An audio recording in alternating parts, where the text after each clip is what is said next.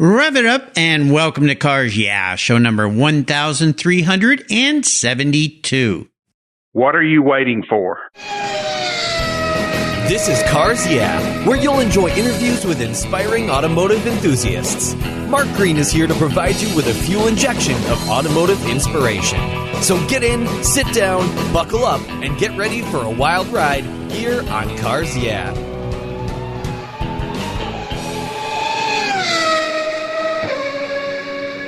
Do you know the best way to protect your vehicle, both the exterior and the interior, is with a car cover? I've been using Covercraft car covers since 1975. That's right, 1975. It's a fast, easy, and inexpensive way to keep your vehicle looking new. Covercraft has been manufacturing premium quality exterior and interior covers for over 50 years with a stellar reputation for durability and design.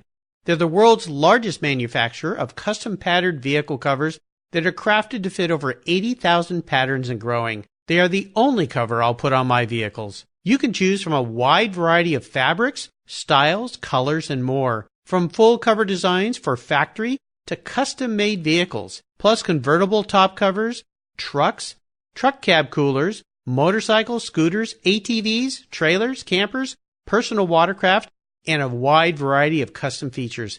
Covercraft is the right choice. Learn more today at covercraft.com and tell them Mark sent you. That's covercraft.com. Hello, automotive enthusiasts. I'm revved up and so excited to introduce today's very special guest calling in from Chattanooga, Tennessee, Jeff Stumb. Jeff, are you buckled up and ready for a fun ride? I am. I'm buckled up and ready to go. You are always ready to go. And I'll tell my listeners here's why. Jeff Stumb is the director of the Great Race, an annual vintage automotive driving event that has taken place in the United States for the past 36 years. The drive has grown to unprecedented heights, from a record number of rookies to overall number of teams. Jeff grew up in Birmingham, Alabama, and saw the Great Race for the first time in 1987. He participated in the event in 1994, competing through the years with friends, his father, and even his wife. He had a career in the newspaper business for almost 25 years, and he has owned over 50 classic cars, ranging from a 1916 Hudson to a 1965 Chevrolet Bel Air. The Great Race began in 1983 and has raised thousands of dollars for charity over the years. In 2010, Corky of Coker Tires took over leadership, and the company he founded owns the event to this day under the leadership of past Cars Yeah guest, Wade Kawasaki. So, Jeff, I've told our listeners just a little tiny bit about you. Would you take a brief moment before I jump into the questions and share a little bit more about your career and your passion for going on really long drives? Mark, you did a good job. I would just add that I'm passionate about cars like all of us car guys. It started a long time ago as a teenager. I was driving used cars at the time, 69 Camaros, things like that. I had a 71 Chevelle. But the more I got into cars, the more I learned about older cars and kept buying older and older cars till I even have cars from 1915 now. So, oh my gosh, it's a fun, for a long time, I wasn't in the industry. I was in the newspaper business, as you said, and the old cars were my hobby. And that's how we got interested in the Great Race. Did the Great Race for many, many years, for over a decade, and then had the opportunity in 2010, got out of the newspaper industry and partnered with Corky Coker he bought the Great Race, and with Coker Tire bought the Great Race, and he said, "I'll buy it and you run it." And I said, "Okay." And here we go. So it's been great. It's been almost 10 years, and looking forward to the next 10. Well, no doubt. It's a fantastic event. I learned about it, 20 plus years ago when I moved up here to the Northwest, the company I was with, and they were starting here in Tacoma, and a lot of the guys were coming in, and some of them needed a place to work on or park their cars. And I had a warehouse at the time in the business I was in, so we invited a bunch of them over, and I think I stayed till 1 a.m. They were all these cars parked in there, and we had a little party and talking to all the guys. And fast forward up to the end of the Great Race this year, I was at the LeMay Museum where the race ended, got to meet you, got to see a whole bunch of people that were there and participate, not in the best way. Maybe someday I'll get to drive in the event, but I got to see all the great cars and people coming in. It's a fantastic event. We're going to learn a lot more about it But first, we're going to learn a little bit more about Jeff. And as we continue on this journey of your life, Jeff, I want you to share with us a mantra or some kind of inspirational quote that means something for you. It's a nice way to get those tires rolling here on Cars Yeah? So, Jeff, take the wheel. Well, the one thing I tell everybody, and I guess I try to live by myself, is what are you waiting for? I have talked to hundreds and hundreds of guys who call up and say, oh, I've been wanting to do the great race for 30 years. I'm going to do it one of these days. And I always tell them, what are you waiting for? And a lot of them will tell me, they'll say, well, me and my buddy Bob, we've been wanting to do the great race for all these years. And I'll say, well, what are you waiting for? And they say, well, Bob passed away. Yeah, Bob didn't. And I'm saying, like, well, double, what are you waiting for? Yeah. Yeah. In my office, I'm sitting here looking at it right now, is a picture of a man named Tag Lewis in his 1940 Cadillac convertible going up Mount Washington in New Hampshire in 2018 on the Great Race. He was a fellow that he did the Great Race 6 or 7 times, and he was always grabbed his wife and said, let's go. He did everything that he didn't wait, and he did everything. And he passed away right after the Great Race ended in 2018. And I use that as a reminder to, live every day to the fullest and to do everything that you want to do. Yeah, it's a great saying, and it is so easy to procrastinate or put things off or make up reasons why or excuses. I always say excuses are lies that we tell ourselves. That if you really want to do something, you can figure out a way to do it. I think it's a great mantra, a great thing to live by, and it applies to so many aspects of life. Because you know what? As we get older, and I'm getting a little older, life is speeding by at a very fast pace at this point in my life. And you just see friends and family and people around you that pass away or things happen to them, and they no longer could even do that. So what are you waiting for? I love it. That's a good one. Would you share with us a story that instigated your personal passion for cars? You're obviously a car guy. I mean, you've had so many wide variety of cars, which I think is pretty commendable. A lot of people stick to the same marks or the same genre, same years, but my gosh, you've spread it all out. So is there a pivotal moment in your life when you knew that you were indeed going to be a car guy? Yeah, I guess, in high school and not having a lot of money, and my dad would help me.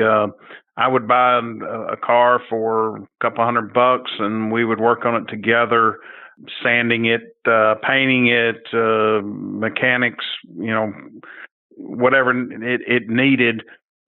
And it's what we did. We weren't hunters or fishermen or golfers, so it's what we did. And it was our link, I guess, to each other that was cars.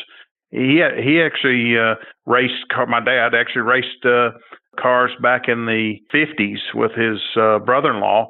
Things I didn't know till we started getting into cars together. And he had some pretty cool cars back in the day that were just used cars. He had a Austin Healey. He had a 57 Ford convertible. He had some pretty neat cars. Had one of the first cars I remember he had was a 65 GTO. And so he had a passion for it, still does, and that's where I got it, and enjoyed learning about cars from the 60s, and then the 50s, and then the 30s, and then the 20s. So we kind of went backwards. Yeah, a little bit. Well, you'll be proud of me, Jeff, or maybe a little envious. I don't know. We'll see. I just came back from Pebble Beach Car Week, and I got to ride in the tour for the first time. I've been attending that event for 31 years. I got invited by past Cars Yeah guest Stephen Plaster to drive in his 1913 Rolls Royce. Now, it was nothing like the Great Race, of course, but I tell you, those few hours, 2-3 hours we got to spend in that car driving down the coast of California, what an experience. I was thinking about you because I knew I was coming back home to be doing this show with you, and I was thinking, I wonder what this car would be like to take on the Great Race. Would anybody dare to take a car like this on the Great Race? But it ran like a stellar champ. It wasn't that fast. It's not that quick, but that kind of made it even more fun. It was wonderful. Well, I mentioned in the intro that you did the Great Race with your dad, which is pretty cool. Have you done it more than once with your dad? Yeah, we did several times. I started actually doing it then I did it with my dad. and then I did it with my wife, and it's just been a kind of a family affair for us for, I guess, more than 25 years now. Very cool. Well, let's take a look at some of these roads you've driven down, talk about a big challenge or a big failure you faced. I can't imagine what it's like putting on an event like this. There are so many moving parts, so many things to think about, to deal with, to make sure that the guests have a good time, that it's safe, that there's support there for them. Walk us through maybe one of these very challenging times and tell us how that experience helped you gain even more momentum as you move forward in your business and your career and your life. I would have to say one of the biggest challenges we've ever had was in 2012. Coker Tire bought the Great Race in 2010, and we put our first event on in 2011. Of course, the race goes all the way back to 1983, but no one in 2011 was involved in prior years except for me as a competitor. So we really started from scratch, and we had a great first race, and we really were building up. It was right after the recession, and we were trying to build the race back up to its former glory and even greater. And in the second year of us putting on the event in 2012, we decided to go international. And we went around the Great Lakes. We started in Traverse City, Michigan, and we went up through Ontario, Canada, spent 4.5 days in Canada, then came back into the States at Thousand Islands, New York, and then worked our way through Pennsylvania, Ohio, and then back to Michigan again. So we kind of made a little circle around most of the Great Lakes.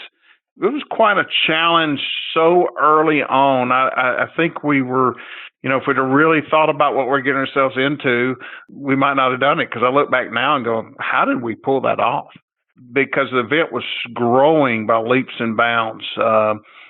Before Coker Tire bought the event, the average number of participants, cars in the event was 75. We started our first race in 2011 with 67 cars, and the very second year we had 99, and we were going around the Great Lakes. So quite a challenge, quite a task. I don't know that there were any failures, but we sure learned a lot by doing that. No doubt. Can't even imagine. My goodness. Well, like I said, there's so many moving parts to this thing. When you start to think about it, all these people, you've got to make sure they've got places to stop and rest if they have problems, parts, food, insurance, marketing. I mean, and then the weather throws you a curve, I'm sure, once in a while. It does. Makes things, because a lot of those cars, as they come in, they're open cars. These are people in open cars, so weather can be a factor. Incredible what you're able to pull off every year. Well, let's have a little bit of fun and talk about your first really special vehicle, maybe that first vehicle that you got that really had great meaning for you. I've had so many cars. In fact, you said that I had 50 cars.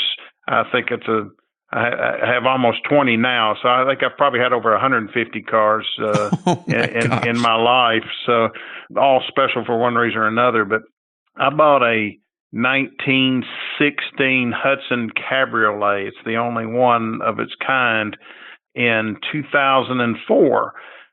So it's really a more recent car for me. But it's a very special car because we were looking for a new car to do the Great Race in. The older your car, the better factor you get off of your score. So bought this car from a good friend of mine in New Mexico, and we took it on the 2005 Great Race. And my wife was my navigator. We got all the way from Washington, D.C. to Mount Rainier in Washington.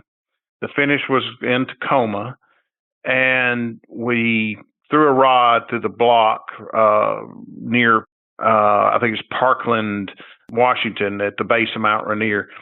And so we had to wait on the sweep truck, and we were out there for about an hour and a half, watching all the other cars go by, waving at them. Everybody gave us frowny faces because they hated to see us on the side of the road. But that car was very, very special. In fact, we didn't know it at the time, but my wife was pregnant at the time with our fifth child. Oh my gosh. And so when we got Wow. back, she said, boy, that race took a lot out of me. I'm not feeling well. And we found out that she was several months pregnant at the time. We just didn't know it. So we actually ended up naming our son Hudson, and then I gave him that car. That's now his car. Oh, how nice. What an awesome story. Oh, well, turning lemonade out of lemons, I guess, is the way to say that one. But yeah, I can understand in that small, short tour I took in Pebble, there were definitely, I think I counted maybe 3 or 4 cars that had pulled off the road and that had some kind of little thing going on with them. But you always feel kind of sorry for folks that when that happens. But on a race as long as the Great Race, oh my gosh, there's so many opportunities for the cars to break down. But I love the fact that you carried on, persevered, and a good story came out of it. Fantastic. How about seller's remorse? This may seem like a silly question for a guy like you that's had so many cars, but if you could think of one car you let go you wish you still had, can you come up with an answer?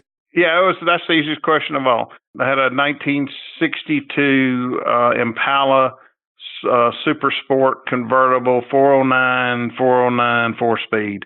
It was I bought it in 1998.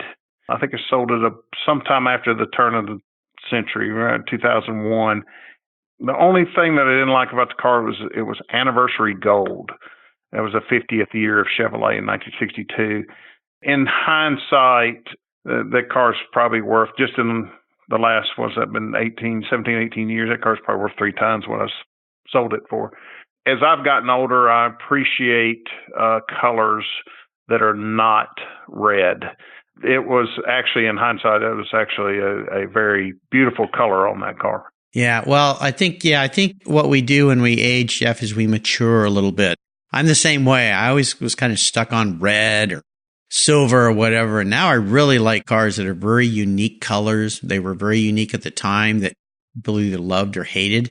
And I like special colors as well. Well, I would love for you to share a little bit about this year's Great Race. And like I said, I got to be there at the end of the race when all you folks rolled into the LeMay Museum. It was really a fantastic day. And then after you talk about today's race, maybe a little bit about that, talk about what people could expect next year in the Great Race. Well, we had probably the best Great Race we've ever had in 2019. It was definitely the most scenic. Started in Riverside, California. And the Great Race takes back roads, and we take the scenic roads. We might take 3 or 4 times longer to get somewhere because we're not going to just drive down a road. We're going to take a lot of side roads and a lot of side trips, a lot of twists and turns. So when we left Riverside, California, we went over the Cajon Pass out into the desert. And the first overnight stop was in Lancaster, California. It was 100 degrees. And everybody's like, oh, it's so hot. And the local said, oh, no, it's about 15 degrees cooler than normal here. But it was triple digits. The next day we went up to Gardnerville, Nevada, which is just south of Carson City. And that's actually on Highway 395. It's actually a spectacular drive. And there's a lot of altitude that you don't realize. I think we went over about 8,000 feet, but it's a gradual. So we actually lost more cars on that day than any other day because of the heat in the morning and then the altitude, and it really got to the cars. And that was because of the lack of roads out there in that side of the mountain range. It was a little bit of a drive down the road day, which is kind of unusual. And then the third day we came back across the mountains, went by Lake Tahoe, went through Truckee and over the Donner Pass on the old highway. Just spectacular views. Went into the Central Valley of California. Eventually, we ended up on the coast of Northern California at Eureka, 101 to into Southern Oregon. Went up the Rogue River a ways, crossed the Rogue River in Oregon on a 1-lane bridge and came back. Made our way over to Grants Pass, Oregon, which is a great car town, by the way. Grants Pass was voted the best overnight stop on the race this year. Made our way to Crater Lake, which is the most amazing sight that we saw on the event. Into Bend, Oregon, up by Mount Hood, into Hood River, Oregon, then over down the Columbia River to Vancouver, Washington, went all the way out to Astoria, across the bridge out there, the furthest west that the Great Race has ever been. Ended up in Tacoma for the finish at America's Car Museum. Just an amazing 2 weeks. The event itself is 9 days, about 2,300 miles each year. We'll start on a Saturday and finish on the following Sunday. And it's a great experience. It's on every car guy's bucket list. There's three kind of car guys: the guys who's done the Great Race, the guy who knows somebody who's done the Great Race, and the guy who is going to do the Great Race one day. Absolutely. What does the Great Race have in store for participants in 2020? Well, for 2020, we're going to start in San Antonio, Texas, right in front of the Alamo. The Great Race sells out every year by the end of July for the following year. So it takes 18 to 24 months now to get into the Great Race. And we'll start in San Antonio, make our way north through Texas into Oklahoma. We will be near Tulsa. We'll be in the Joplin, Missouri, make our way over to Cape Girardeau, Missouri, cross the Mississippi River there into Kentucky. We'll spend 2.5 days in Kentucky, then down through West Virginia. We're going to cross the New River Gorge Bridge, which is an amazing sight if you've never seen it. Just an incredible structure. And we'll end up down through Virginia and North Carolina with an overnight stop in Mooresville, which is home to Dale Earnhardt Jr. and many other NASCAR racers. And we'll finish finally in Greenville, South Carolina. Probably one of the best secrets on the East Coast, Greenville, South Carolina. Just an incredible town, and it's going to be a wonderful finish for our event in 2020. Sounds fantastic. I'll remind our listeners you can find out more about the Great Race at greatrace.com. So, Jeff, up next is the last lap. Before we put the pedal to the metal, let's say thank you to today's Cars Yeah sponsors. When you want proven performance, there's one brand that's been around since 1938. That's Edelbrock, building the finest American-made performance products for the street and track. Edelbrock's products are designed and dyno-proven to deliver maximum results. Edelbrock has thousands of made-in-the-USA performance products for all makes and models. From their new AVS2 carburetor and innovative ProFlow 4 EFI for your muscle car or truck, to superchargers for your daily driver and more, visit Edelbrock.com to check out the latest products for your ride. And when you're ready to check out, enter CARS YEAH in the coupon code and get 10% off your order. That's Edelbrock, automotive performance since 1938. You take care of your cars, but who takes care of your investments? Tune-ups aren't just for engines. Updating your financial plan is important too. Your GPS may take you from A to B, but it won't help you on the road to financial freedom. For that, you need a good co-pilot and a very trusted advisor. Chris Kimball, CFP, is just the man for the job. He'll guide you down that road without driving you crazy. For over 25 years, Chris has helped people just like you and me with their financial planning and investments. With a master's degree in financial services, he is eminently qualified, and he's a car guy too. Learn more at chrisvkimball.com or call 866-ON-A-PLAN. Securities through Money Concepts Capital Corp. Member FINRA SIPC. CK Financial Services is not affiliated with Money Concepts Capital Corp. Are you looking for a way to get your products or services into the ears of thousands of automotive enthusiasts around the globe? I can help. This is Mark Green here at Cars Yeah, and I'd be honored to be an influencer and ambassador for your brand in a unique and personal way. 5 days a week, thousands of subscribers and listeners enjoy the Cars Yeah podcast and website. Contact me today and I'll show you how at mark@carsyeah.com or connect with me through the Cars Yeah website at carsyeah.com. Okay, Jeff, we are back, and I have a bit of an introspective question, kind of gets into your head a little bit. If you woke up tomorrow and you were a vehicle, what would Jeff be and why? I would say I would be, because I've matured through the years, getting a little more gray, I would probably be a Packard town car or limousine from the 1930s. Nice. I like it. Saw a few of those beautiful Packards on the line at Pebble. Fantastic, beautiful, beautiful cars. I would imagine a very fun car to take on the Great Race as well. It would be. We had a 12-cylinder Packard 37, I believe, on the Great Race this year. Wow. Just a beautiful machine. Yeah, very nice. All right, we are entering the last lap. I'm going to fire off a series of questions and ask you to give our listeners some very quick blips of that Packard throttle. So here we go. What's the best automotive advice you've ever received? Oh, my dad just making me do things all the way through. He is a perfectionist. I think that's always don't cut any corners. Do it right. Good advice. How about a personal habit of yours that you believe has contributed to your successes over the years? Well, I enjoy life, and I'm always looking forward. I'm always looking ahead and what exciting adventure can I do? I'm always planning. My son has been in the Marines for 5 years. He gets out in a couple of weeks, and we are taking a week to drive from the West Coast back here to Tennessee in a 1960 Corvair. Oh my gosh, how fun. That's great. Especially I'm 6'3" and he's 6'5". Oh my gosh. How that goes. Yeah, that's a little car. Well, hoorah to your son. My father-in-law was a Marine. Love the Marines. Thank you for his service and for your service, because Marines families are part of serving this great country that we have. So hoorah to your son. And that sounds like a really fun way to come back home. So very, very cool. How about a resource out there that you think our listeners would enjoy? Without a doubt, to me, it's Hemmings Daily. You can subscribe, and every morning, I don't drink coffee, but if I did, I'd have my cup of coffee and read the Hemmings Daily. It's just a fun thing to keep up with what's going on in the automotive world. Absolutely. Speaking of drinking, if I could arrange for you to sit down and have a drink or a meal with anyone in the automotive industry, living or deceased, who would that be?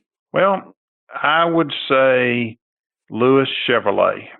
I always like to go against the grain. Everybody else would probably say Henry Ford. Oh, yeah. I think Lewis Chevrolet was very fascinating that his name is on so many automobiles today, and I don't think many people know who he was. You know, and later in life, he didn't have two nickels rubbed together, and he worked in the Buick factory putting taillights on cars.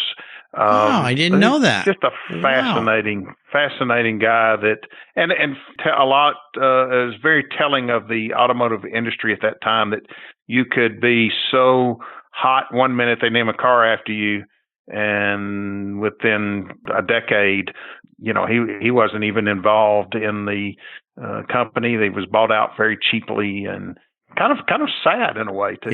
Yeah, I didn't know that. And fascinating. Well, how about a book? Is there a book you'd like to share with our listeners?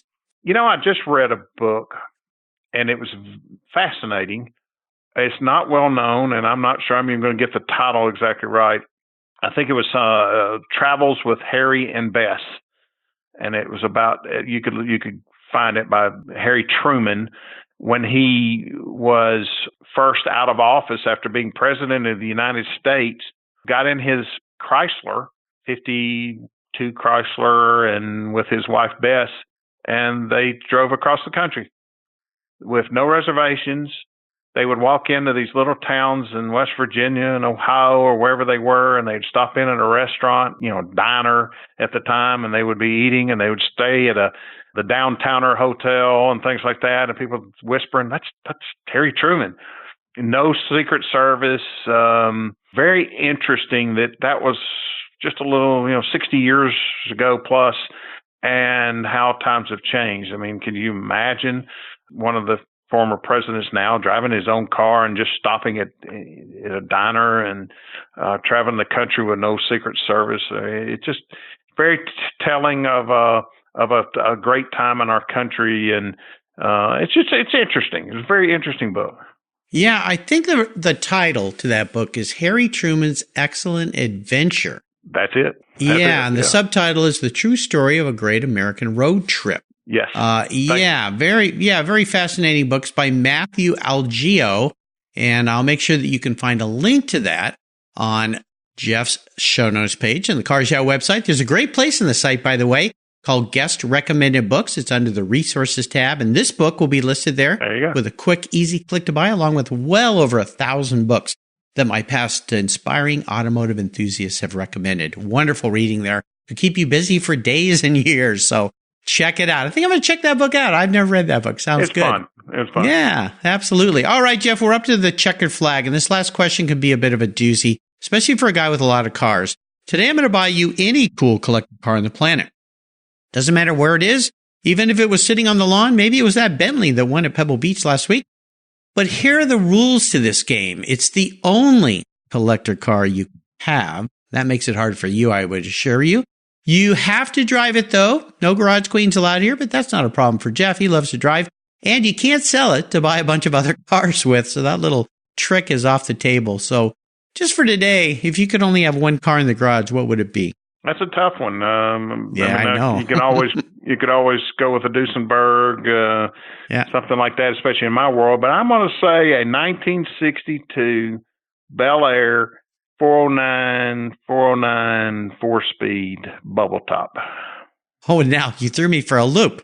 Corona cream color too. Well, I love this, but again, you kind of tripped me up. I wouldn't expect this car. What is it about this car you like so much? I had one, was probably my second most regrettable car to sell. It was sateen silver and had a blue interior.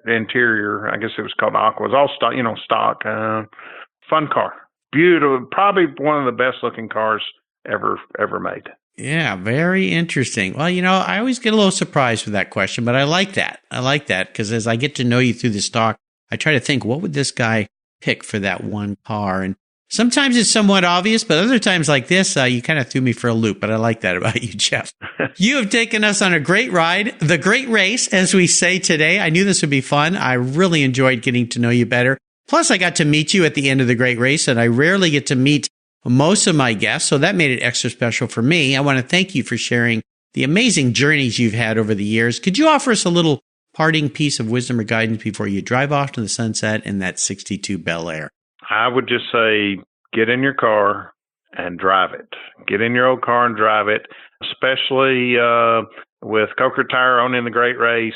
Wear out those old tires and come buy some new ones, but drive your old car. They're not meant to be. They are artwork, but they're meant to be driven. Absolutely. And of course, our great friends at Coker Tire, Wade Kawasaki, who runs that fantastic business. His son, Tim, a shout out to Tim and his wife. They just had a baby. Wade and Rose are grandparents now. Very, very cool. I learned about that at the Pebble Beach Concourse. So congratulations to them. If you need some cool tires for your car, Coker Tires, that's the place to go. I bought tires for my old cars there.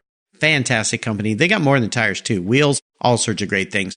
And what's the best way for people to learn more about the great race? You told them earlier, greatrace.com. There you go. It's pretty easy. Check this out. If you're going to be anywhere along the race, you can go to the website, find out where they're going to be driving by. You can wave and cheer the folks on. Better yet, look down the road and you know what? What are you waiting for? Get out there and have some fun in the great race. Jeff, thanks for being so generous today with your time and expertise and for calling in. This has been great fun. Until you and I talk again, I'll see you down the road. Thanks, Mark. You're welcome. Hey, Mark Green here from Cars Yeah. Did you know you can now see me on the Cars Yeah TV show? It's a weekly visit to some of my past Cars Yeah podcast guests, and I take you along for the ride. You go behind the garage door and into their lives, their businesses, and you get to see what makes them successful. With tens of millions of viewers, Cars Yeah TV is making its mark. Cars Yeah TV is available on MAV TV and Lucas Oil Racing TV. You'll find MAV TV on Direct TV, Fubo TV, Fios by Verizon, or you can stream it through Lucas Oil Racing Television online. And they said I only had a face for podcasting. Thank you so much for joining us on today's ride here at Cars Yeah. Drive on over to carsyeah.com to find show notes and inspiring automotive fun. Download your free copy of Filler Up, a fun book filled with gorgeous photographs of fuel filler fun, including quotes from more inspiring automotive enthusiasts. Download your copy today, and we'll see you next time on Cars Yeah.